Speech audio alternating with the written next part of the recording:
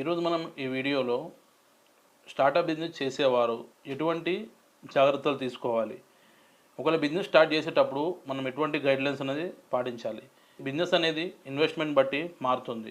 So మన దగ్గర ఉన్న ఇన్వెస్ట్మెంట్ బట్టి మనం ఒక బిజినెస్ అనేది చూజ్ చేసుకుంటాం.